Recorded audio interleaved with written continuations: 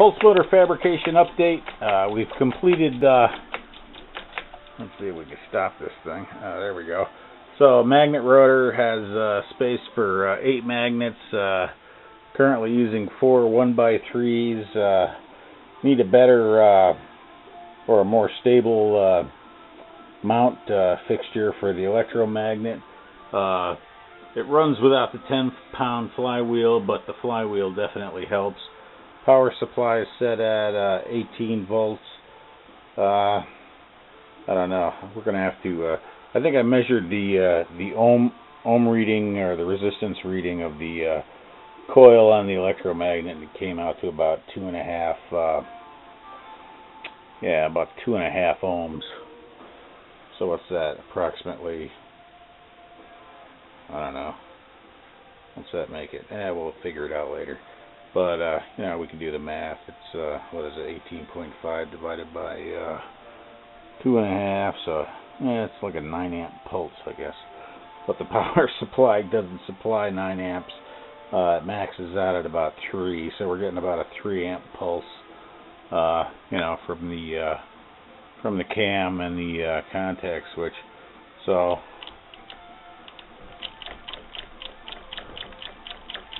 yeah. So there we go. That's it. So we'll be adding more magnets, making a better mount for the electromagnet. And this thing does have a little bit of torque. So if we go to the the step down transmission, the gears, and we should be able to get enough torque to power the manual PMA, and then using the pulse width modulator circuit along with the capacitor dump to charge the super caps. We'll be able to measure the current at the input, and then measure the current at the output, and so we'll take it from there. But bigger magnets are the key to success. What else can I do? I can improve the air gap. The smaller the air gap, the better the results. The other thing we can do is add a a repulsion magnet on this side, so it acts like a magnetic spring, so that as the magnet gets sucked towards the iron core, it'll store energy in the magnetic spring, and then as the electromagnet triggers, it'll return it to the system. That's kind of cool. Anyways, but so then what's the other thing? Timing is very crucial. Small adjustments on the cam will make a big difference, as well as reducing the air gap as much as possible. So and then we can fabricate a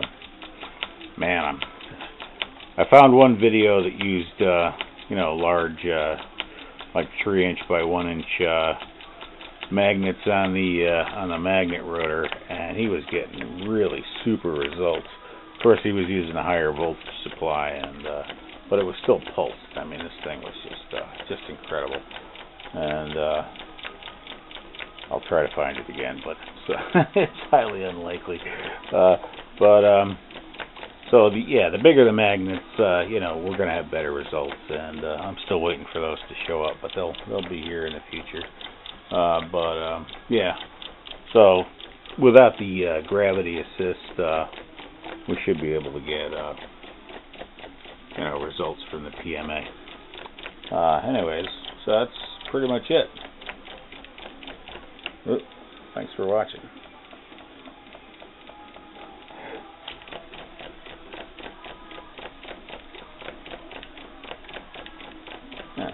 The RPM's not high, but as I said, the more we do the fine tuning, that'll improve results. 2 years ago, I did a prototype, and I was getting around 250 RPM with just 2 magnets, and so the more magnets we add, the higher the RPM, and the better we fine tune it, the higher the RPM. So if we can get around 500 RPM at this at 12 volts, and then go through a the step down transmission or gear configuration, we should be able to get some nice results. So, thanks for watching. Enjoy the day. Cheers.